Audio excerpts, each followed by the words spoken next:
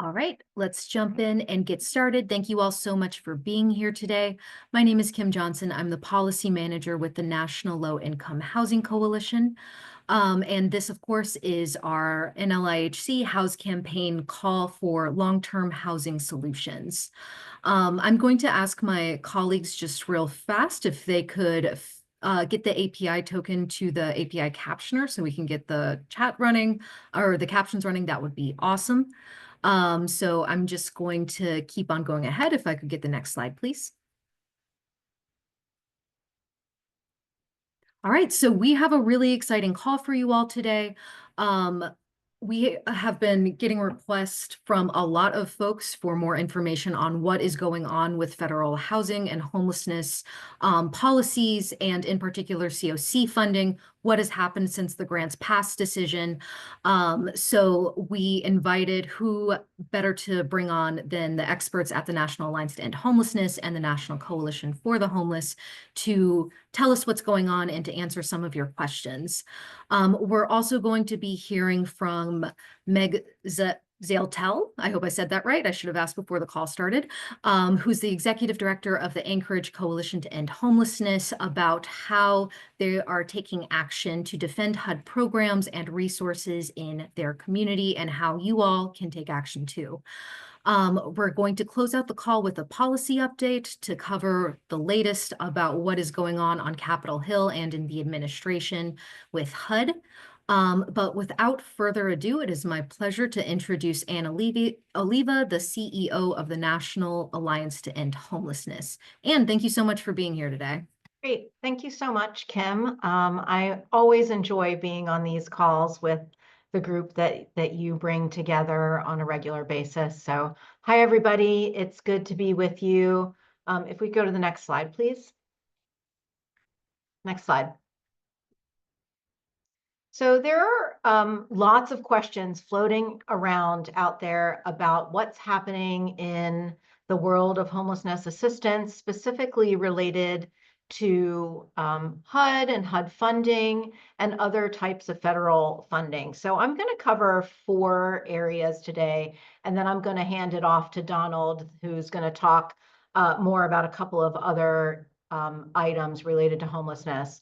So the first is, I know that a lot of people have questions about funding for the Continuum of Care program and grant agreements for that program.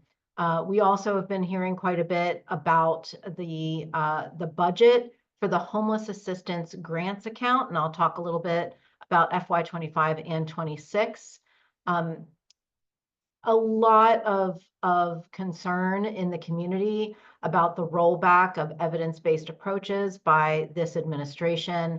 And then we'll end my part of this conversation with some discussion around the HUD workforce and other threats that we see coming down the road over the next several months and years. So let's start with Continuum of Care program funding and grant agreements. So most of you who are on this call today probably know that on the very last Friday of the Biden administration, HUD announced the award of nearly 7,000 grants that were funded under the FY 2024 Continuum of Care program Notice of Funding Opportunity. So a couple of things about that.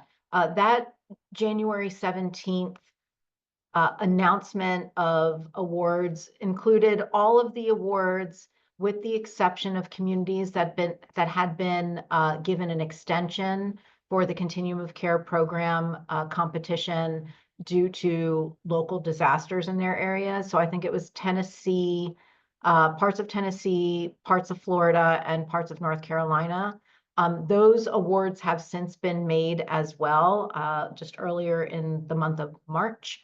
So now all of the awards have been announced for the Continuum of Care program for FY24. And for those of you who don't know, the way the Continuum of Care program works is that the funding that is for a fiscal year, so in this case, FY 2024, covers programs that would otherwise either expire or start in the following calendar year. So these are grants that would start in calendar year, so January through December of 2025. And this was a 2-year notice of funding opportunity.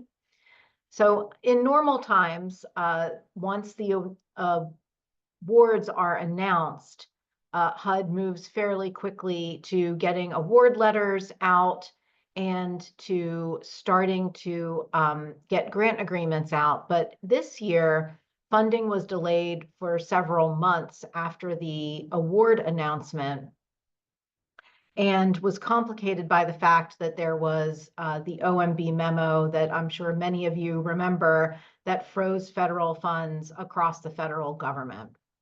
So that has now been largely resolved, and grant agreements for FY 2024 Continuum of Care funds, so those grants, again, that begin or renew in calendar year 2025, started to reach recipients, funding recipients, grantees, those 7,000 individual projects.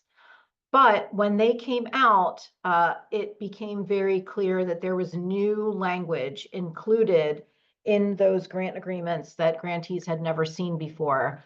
Most of the new language had to do with executive orders that have been put forward inside of the Trump administration. So it runs from new rules around serving undocumented people or immigration, to housing first, to how to serve people or maybe not serve people according to their gender identity.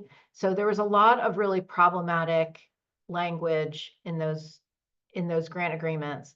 And then specifically, there was some language at the end of the grant agreement that was added that is quite technical in nature, but it refers to something called the Uniform Administrative Requirements, and something that we usually call, I think, the OMB circulars. And it's the termination clause in that set of regulations.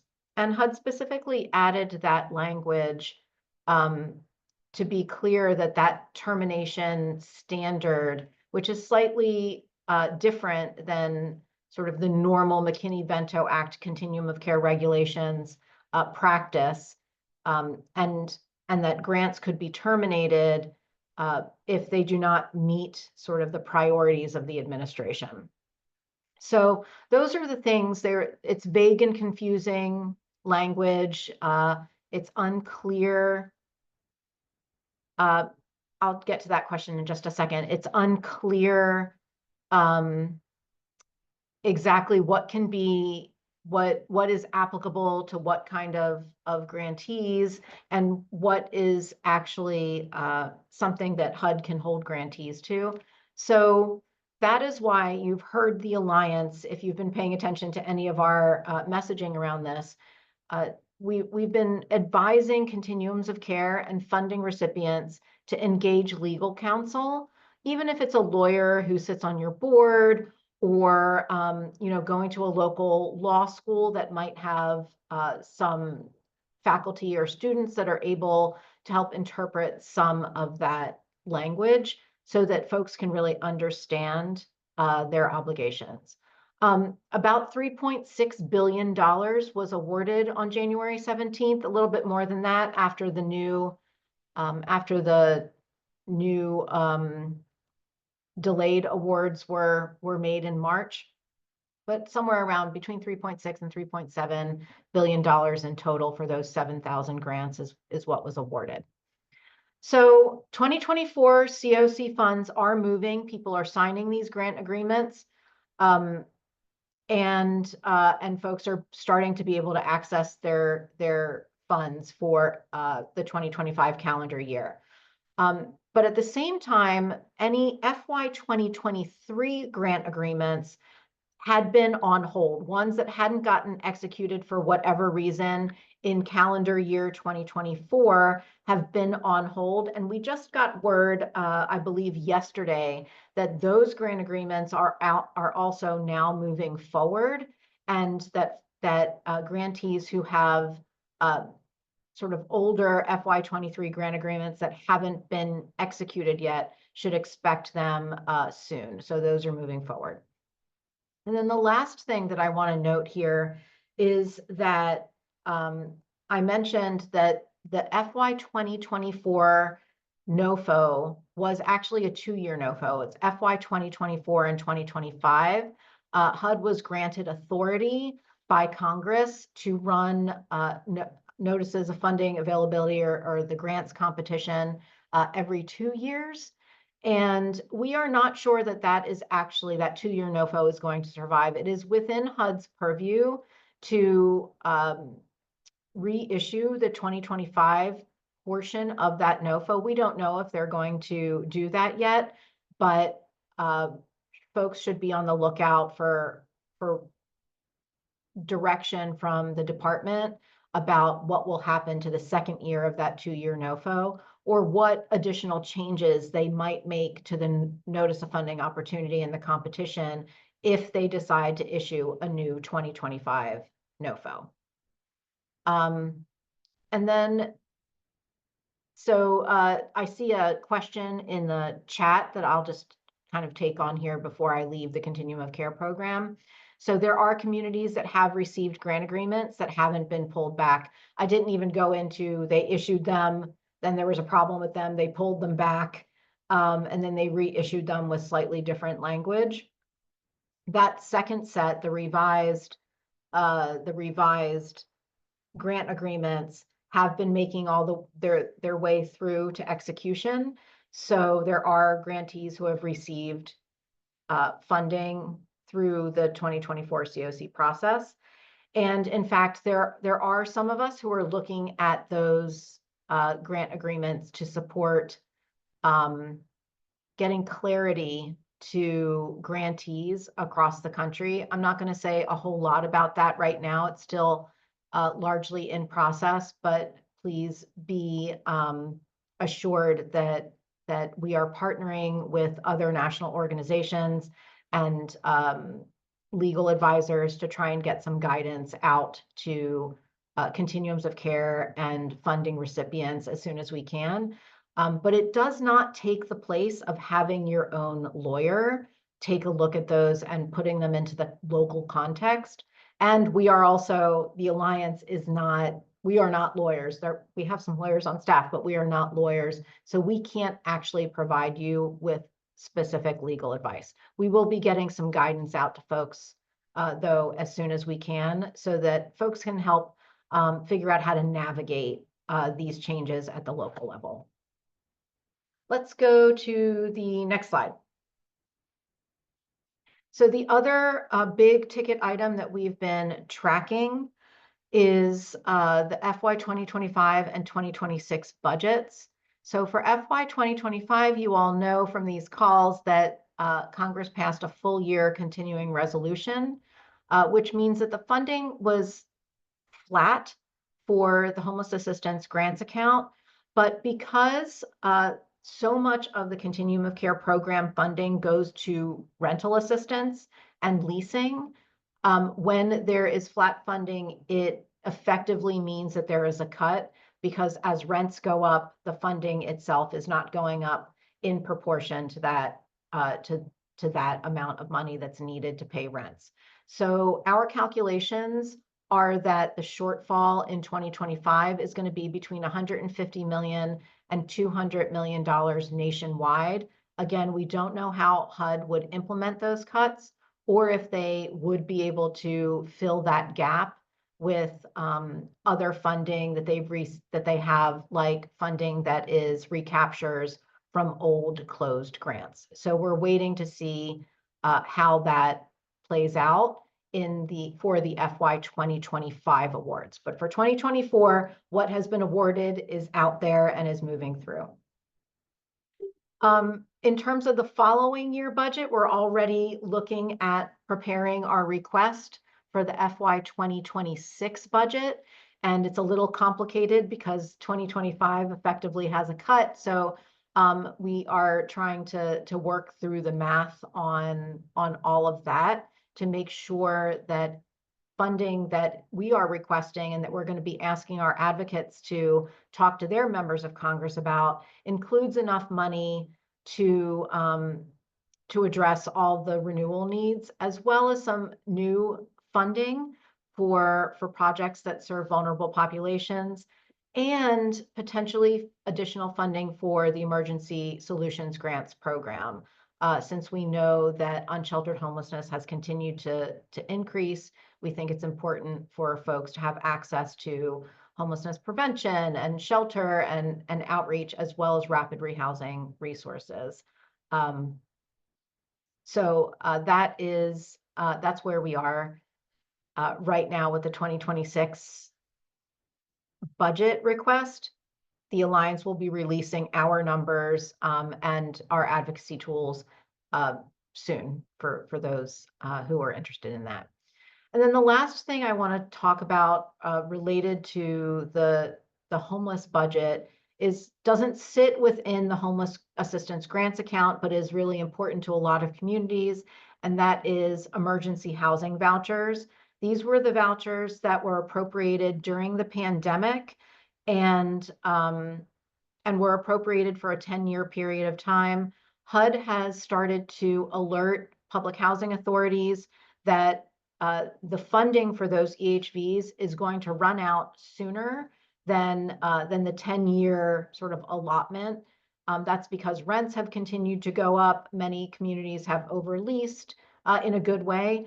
And so lots of concern about emergency housing vouchers and making sure that Congress is aware that those vouchers could potentially go away if funding isn't provided to keep them going. So moving on from the budget, I know I'm running short on time, so let me go to the next slide.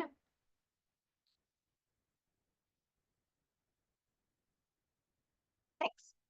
One of the other things that I've seen in the chat a little bit is this sort of rollback of evidence-based approaches.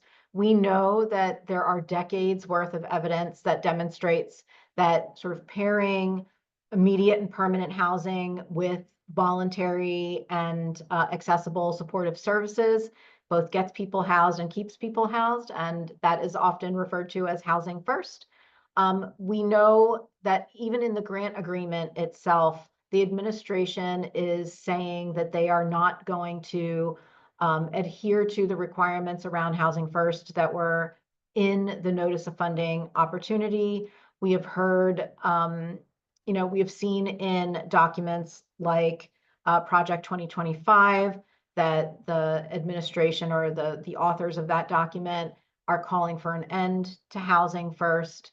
But I would really invite people to, when you have these conversations locally, to make sure that you're talking about housing first as not housing only, but housing plus services, and also pointing to the fact that we have decreased veteran homelessness by well over 50% since 2010 using a housing first approach that is well resourced on both the housing side and the services side, and that more than 80 communities and several states have actually effectively ended homelessness for veterans using this approach. It's a really important talking point when we talk about housing first and the efficacy of that approach. Next slide.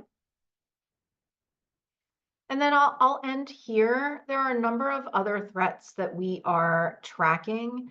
And I think it's important to, when you're thinking about these threats, not to just look at them sort of one at a time necessarily, but to kind of to look at them in totality. So, the staff cuts that they are reportedly planning at the Department of Housing and Urban Development, the executive order that basically cuts USICH down to its very core functions, an executive order that talks about, which I'll get to in just a second, about encampments in the District of Columbia, again, these unexpected interruptions in grants and, proposals to eliminate fair housing and equal access, all of those together paint a picture that is deeply concerning, and that sort of paint a picture of where we think the administration is going with all of their actions and rhetoric around people experiencing homelessness. There was quite a bit of rhetoric during the campaign, from the Trump campaign, around potentially putting people into camps. We have not seen that happen yet, but it's something that we are paying attention to as this administration moves forward. We're also paying very close attention to proposals to cut Medicaid. We know that Medicaid supports the supportive services side of our house for a lot of people experiencing homelessness and who are in supportive housing. There are attempts moving forward to either weaken or remove the equal access rule, which is the regulation that requires that people are served according to their gender identity, and that families are served according to how they present as a family. So we know that the equal access rule is something that is on the administration's sort of target list, and that folks need to be prepared to provide public comment if and when they decide to either pull back that rule or replace it with something else, which is what they did in the first Trump administration. And I'll end with this because I think this is where Donald is actually going to pick up. The recent Trump administration executive order that was called Making the District of Columbia Safe and Beautiful includes instruction to the Department of the Interior through the National Park Service to quickly dismantle any homeless encampments that are on federal land here in Washington, D.C.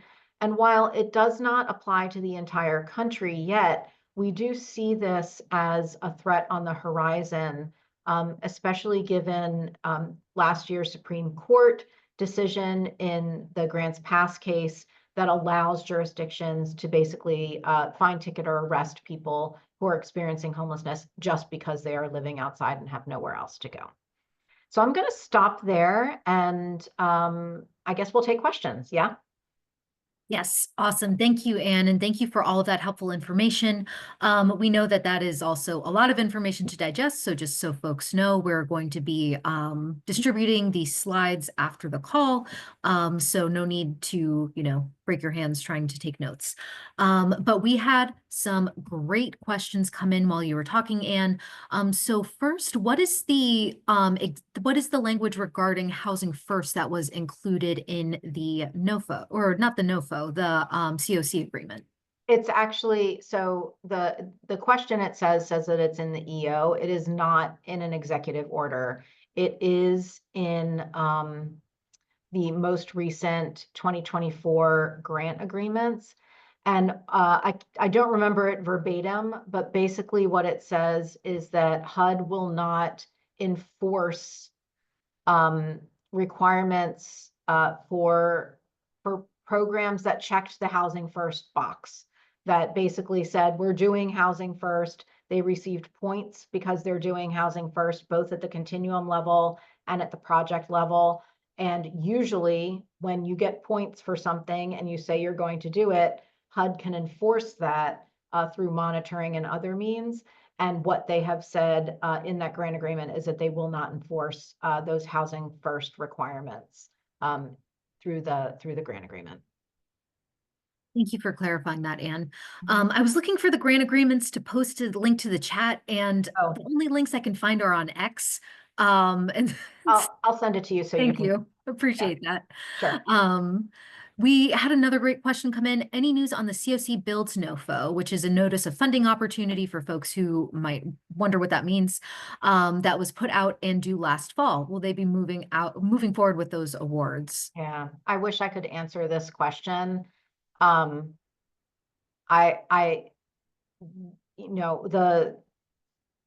the Biden administration, they had indicated that those applications had been reviewed and scored. So I think we're just waiting for this administration to decide how to move forward.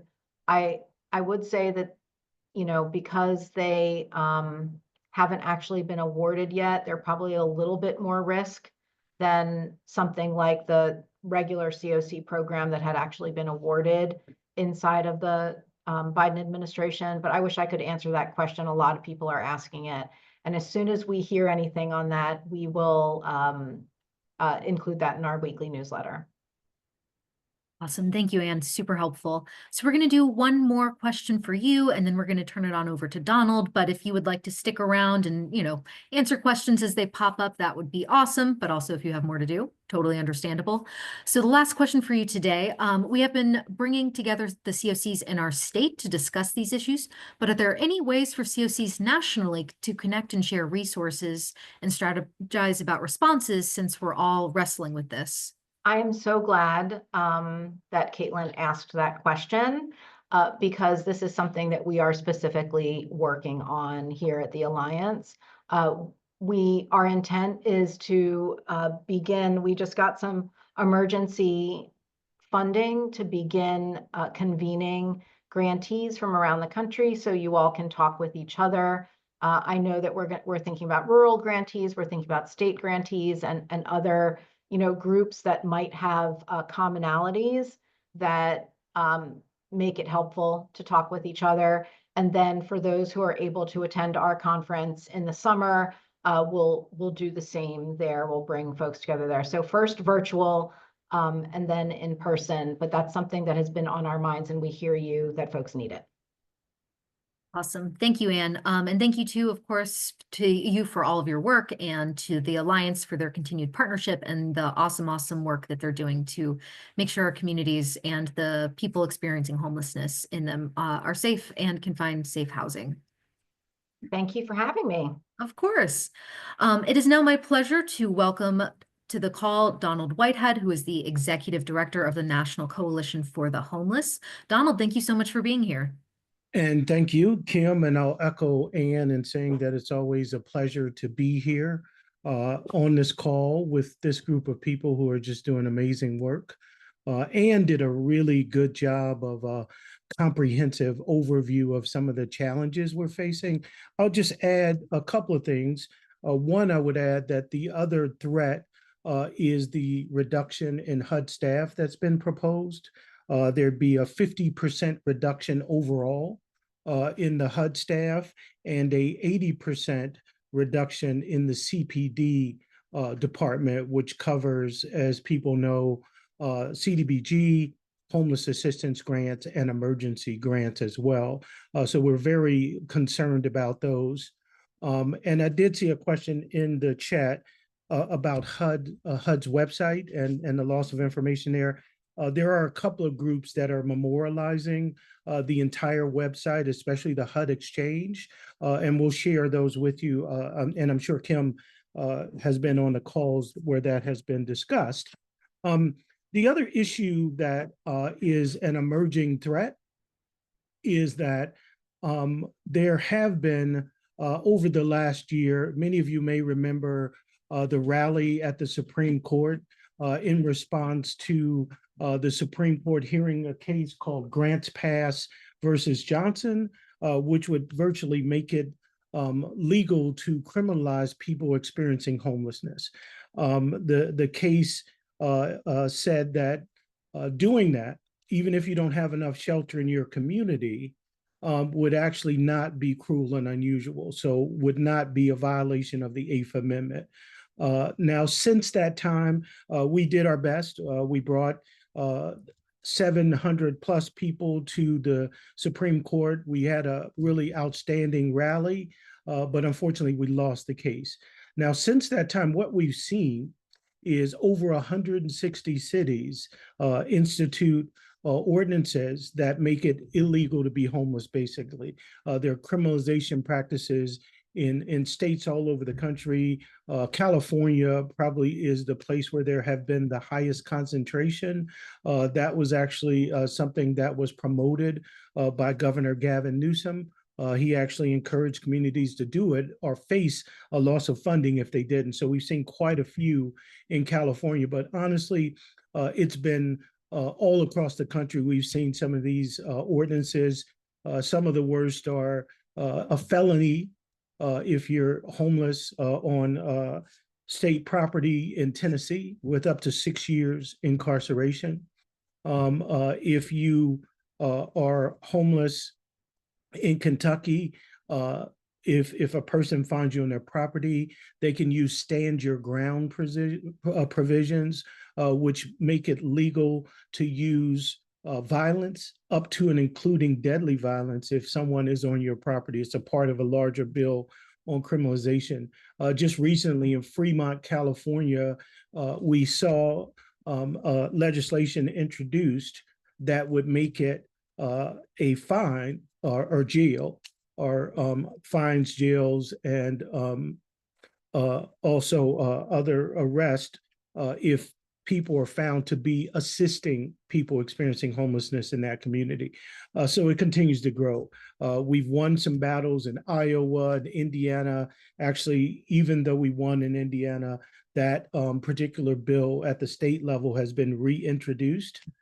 So what are we going to do about it? And I want to say that we've experienced 4 periods of homelessness in our lifetimes.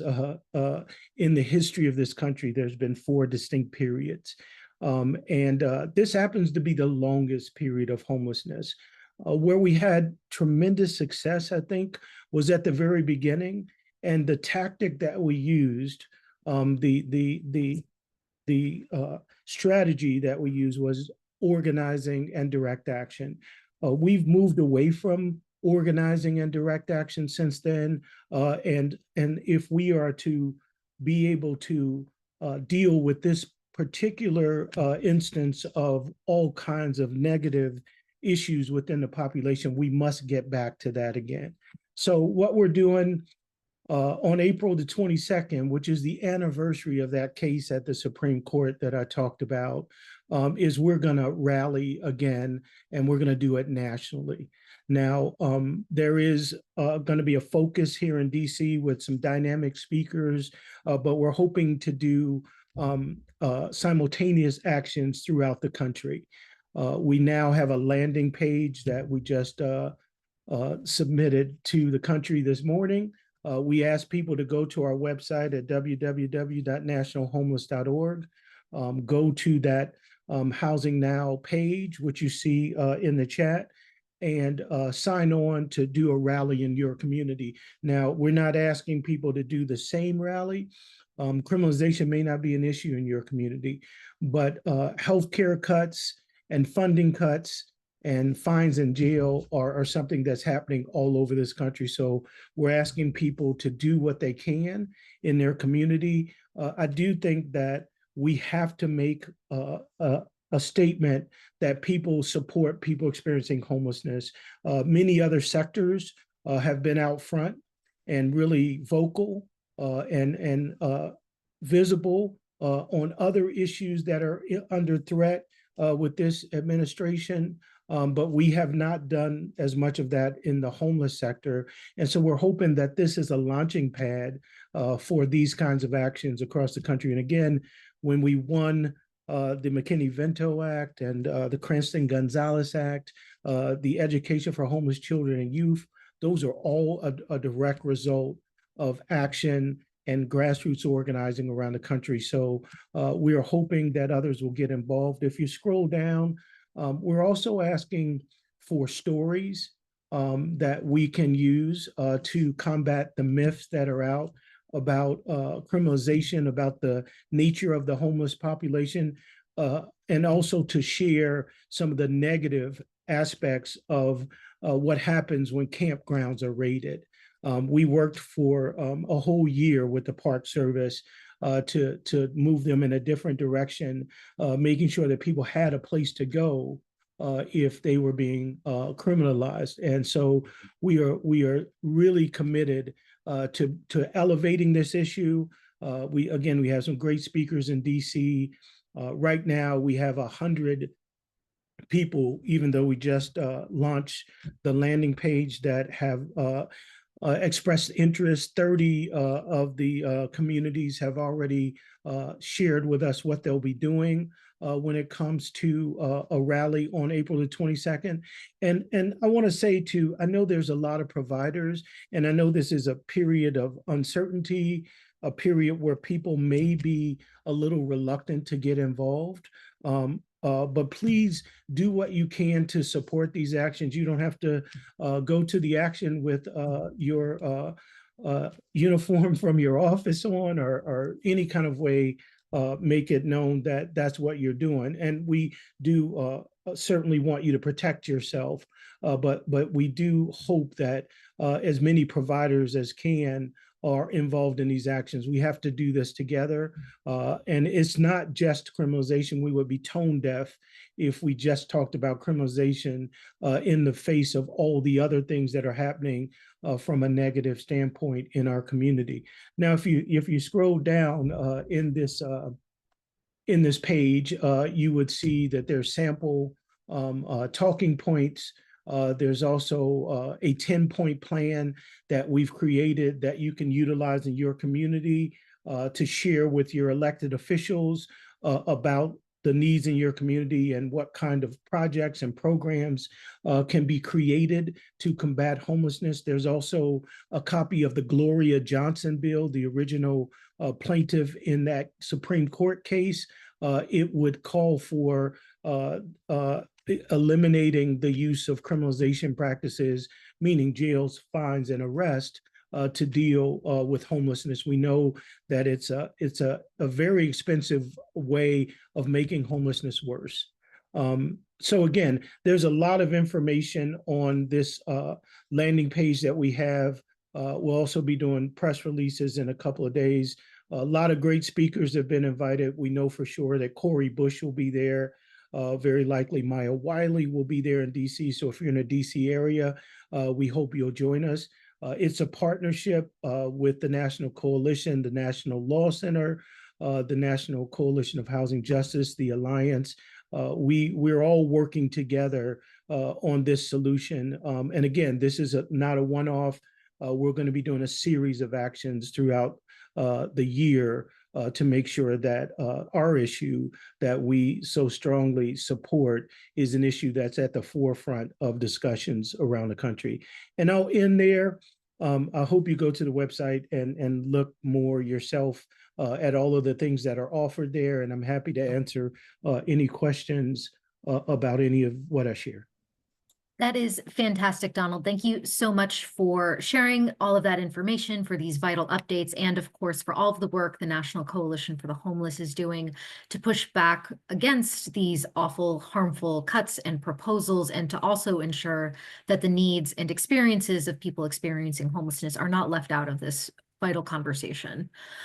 We had a great question come in asking, how can we push back against false narratives around people experiencing homelessness and, you know, all of the stereotypes that can come with that? How can we help push back against that really harmful narrative?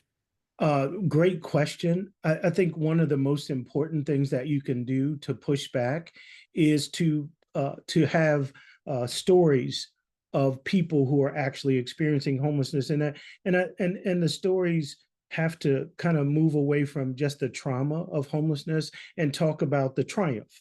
So people who've actually navigated through the system, there's this belief that once you're homeless, you're always homeless, and that the majority of the people, which has been proven wrong, even recently with studies by USC Benoff, the majority of people are not substance abusers. They're there because of other reasons. The largest population that's unsheltered is seniors. So those are the stories we have to tell. We have to make sure that as research is being done and that there are new studies, that we make sure those are getting out to the public. But even more importantly, we can rely on people with lived experience to share that experience.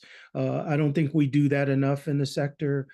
So we have to make sure that we're putting out front the people who are closest to the issue. And that's a real way to combat the narrative, the false narratives that we see. Absolutely. And just to point out, getting a lot of love and thanks in the chat for pointing out the importance of making sure the voices of people who have experienced homelessness and who are experiencing homelessness are elevated in how we get to the solution too. Thank you, Donald, so much for joining. Really, really appreciate you taking the time. Please do feel free to stick around and answer any questions that pop up in the Q&A or in the chat. But again, also understand if you've got other things to do today. But really, really appreciate you taking the time and for your partnership in all of this. Thank you for having. Thank you. And now I am very happy to welcome Meg Zaltel. Did I say that right, Meg? It's Zalatel. Rhymes with Zalatel, my apologies. Said it wrong twice, but still very happy to have you here. Thank you so much for joining. And again, all the way from Alaska. So thank you for taking the time. Yeah, so we're really thrilled to be here with you. I mentioned my name is Meg Zalatel. I'm the executive director of the Anchorage Coalition to End Homelessness.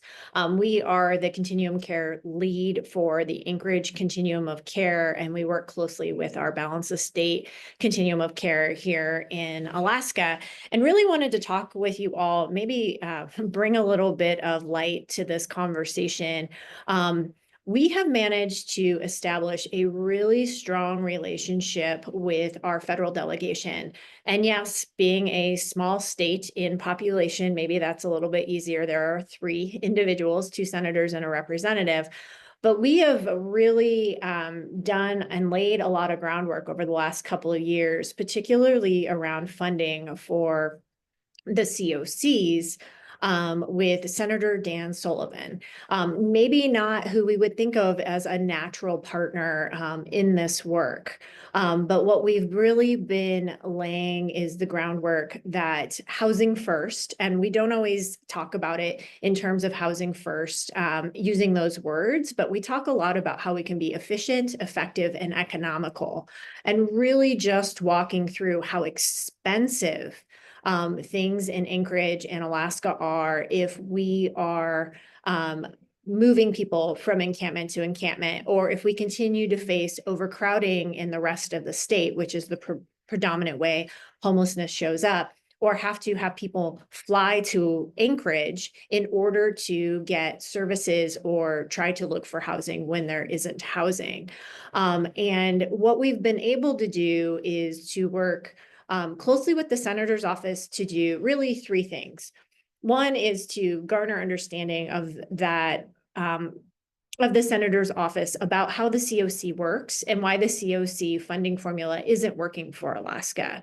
That has been a lot of work, and because it's very technical, but in the end, that work has really paid off, working with staff, and then getting, the senator what he needs, from a political perspective to understand how he needs to try to bring home a fair share for Alaska.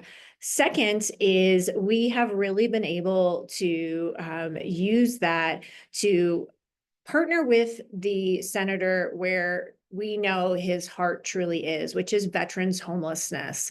And so while we know there is a number of challenges around federal funding right now, when we just were in DC a couple of weeks ago, we came with a proposition, which is we wanted to partner with the senator's office affirmatively to address chronic veterans homelessness in the state of Alaska and really show how VASH vouchers and those services shine for chronic veterans homelessness. So we have those success stories and we can show that partnership and ask the senator's office to really walk in that success, or that success we will have with us. And lastly, we've really been able to hone in on, we stretch every dollar that we have up here. So in Alaska, a dollar has about 70 cents buying power that it has in the lower 48. We're at the end of a supply chain. We just have logistical challenges. To develop housing here is very, very expensive. And what we know is that each dollar we do have, we maximize. We show how we've really turned almost every federal investment into a public-private partnership.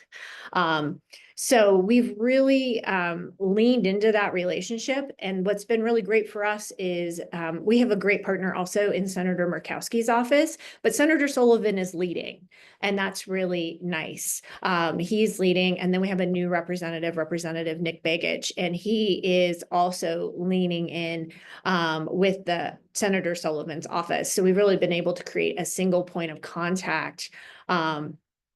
And what that's ultimately done is it lets us go in and we've had some access to HUD through the senator's office to really talk about our challenges and how we do lean in to create success, even with minimal funding. Our two COCs receive very little funding compared to a lot of the other COCs in the country, yet they're both high-performing COCs that are getting great results. It's all about, as many of you on this call likely know, it's a matter of scale and how we can do a long-term look at the funding formula, but maybe look at where we can get the most out of a midterm solution, such as we've really been pushing for the award of the COC builds.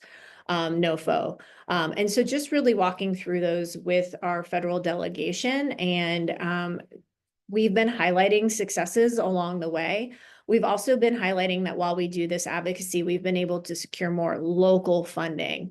And in doing that, we've been able to bring our local government, our state legislature also to support the federal activities. So really excited to share that momentum we have going here, even in light of the challenges in the federal landscape, and that really just dogged advocacy with our delegation has paid off.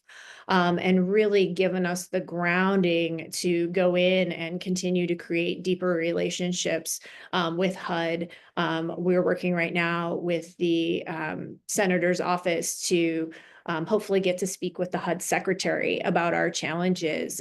So I'm happy to answer any questions. It's been a unique relationship we've developed, not one that was necessarily expected, but it has absolutely paid off. And when there are questions or the information is needed about housing and homelessness, where's a good place to make an investment, we've become their subject matter experts. And that is a really great place to sit because we are here on the ground, we are helping the people day to day. And so not only can we give them the stats and the dollars, but we can give them those personal stories that really bring it home for them, knowing where their interests lie and really making sure that they have that personal buy-in in addition to that political buy-in.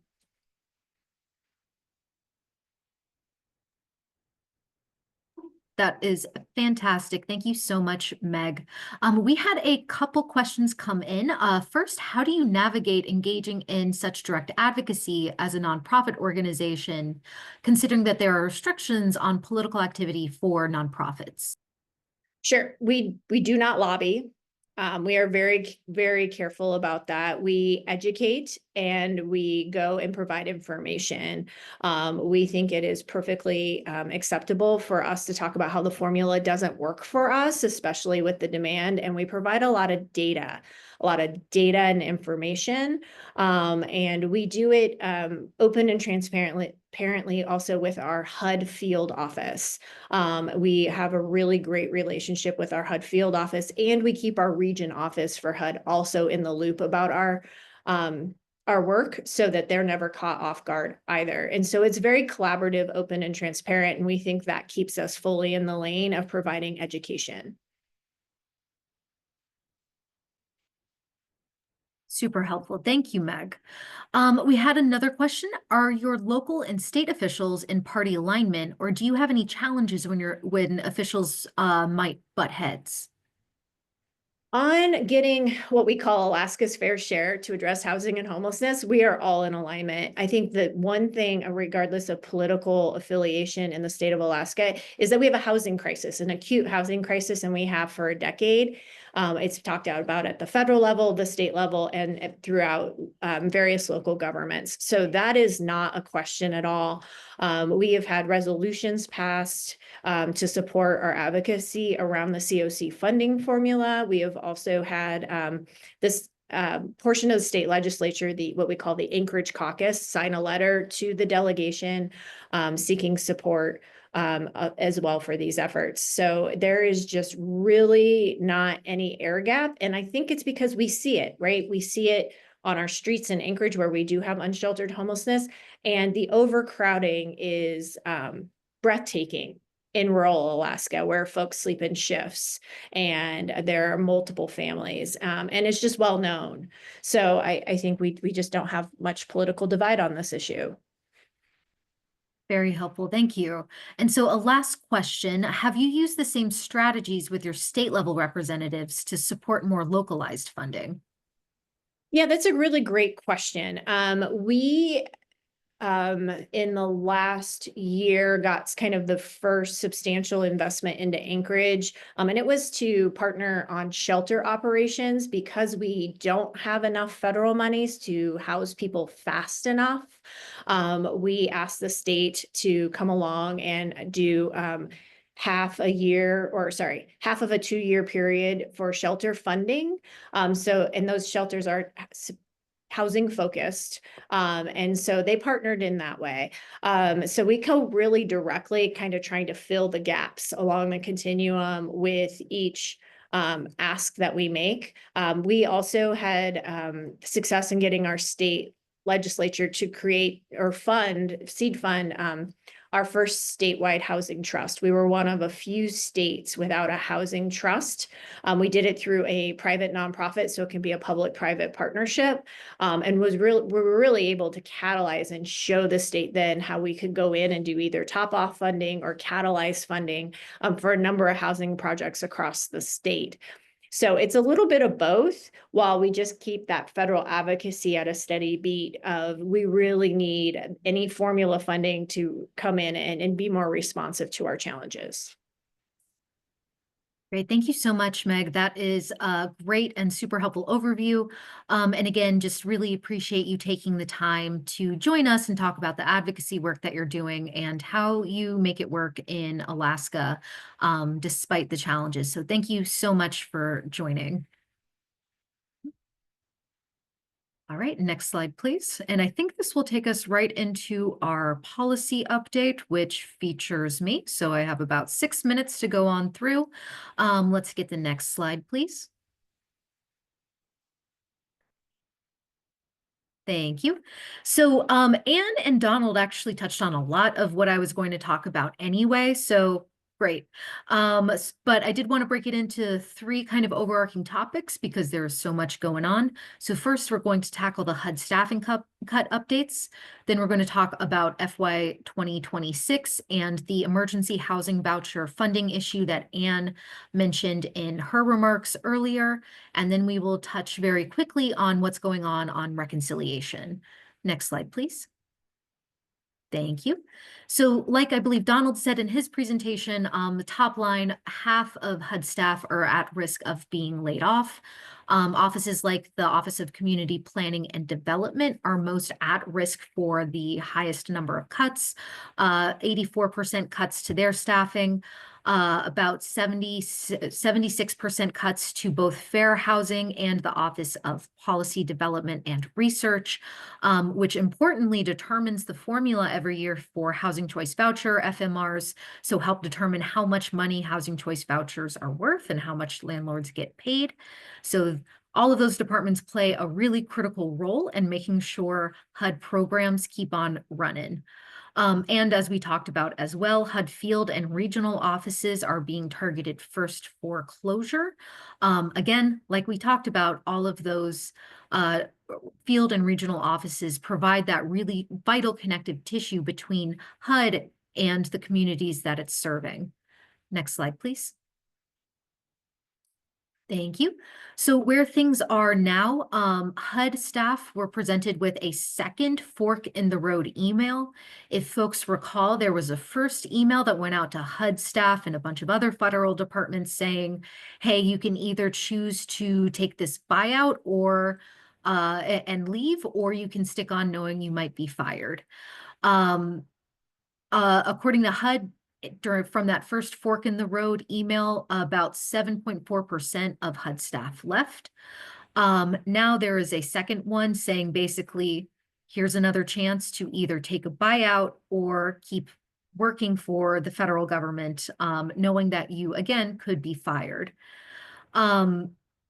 Just hearing from some folks, at HUD who said no to the first offer, because they have been working diligently in the department for 15 to 20 years, doing their job because they love their job and think it's, that it's important, said no the first time and are now saying maybe for the second round. So, we'll know more after Friday. That is the deadline for the second fork in the road decision.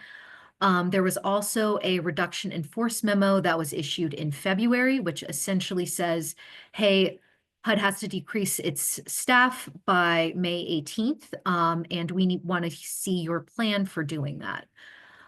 So that is due May 18th. We might see it sooner, but we will certainly be keeping an eye out. In addition to all of the staffing cuts going on at HUD, also need to mention that all of the staff responsible for administering the low-income home energy assistance program, heating and energy assistance program. There it is. I always want to say home when I see an H in an acronym. Force of habit. The Low-Income Heating and Energy Assistance Program, or LIHEAP. All of the staff responsible for administering that very important program were fired from the Department of Health and Human Services last week. Remains to be seen whether they will be rehired once folks realize that the important role that they play, but wanted to flag that for folks on the call as well. Next slide, please. So what's next? There's the April 22nd Housing Now rally that Donald was talking about earlier. We will be there. We hope to see you all there and hope to see some folks taking action in their communities as well. My colleague Libby also dropped in the chat various sign-on letters for organizations and also information for folks who are interested in contacting their members directly on the importance of ensuring that HUD staff are still there to serve the communities that rely on HUD funding. Next slide, please.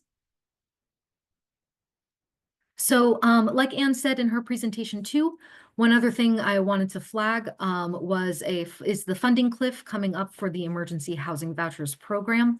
Emergency housing vouchers, as a reminder, were created in the American Rescue Plan Act of 2021, or ARPA, and that provided $5 billion for the creation of about 60,000 emergency housing vouchers.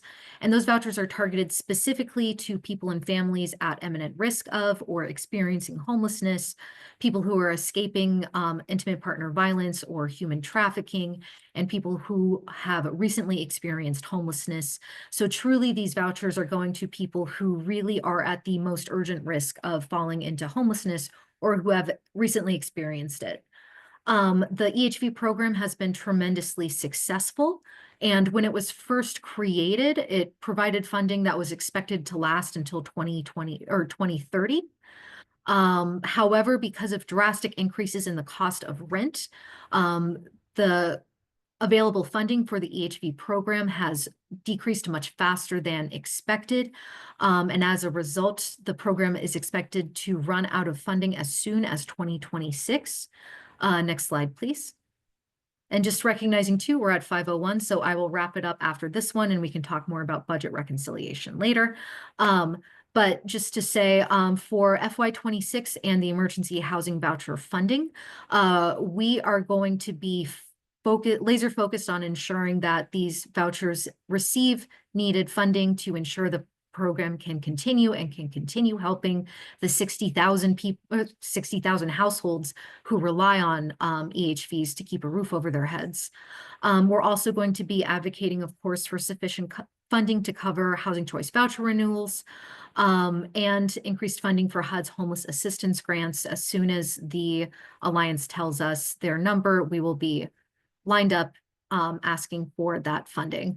So I do want to wrap it up there just because we are at time. I really deeply appreciate everybody logging on and joining us today. Thank you so much to Meg, Donald, and Ann for their time and for joining us and giving those excellent presentations. And thank you all so much for your work and your continued partnership. Thank you and take care. Talk to you soon.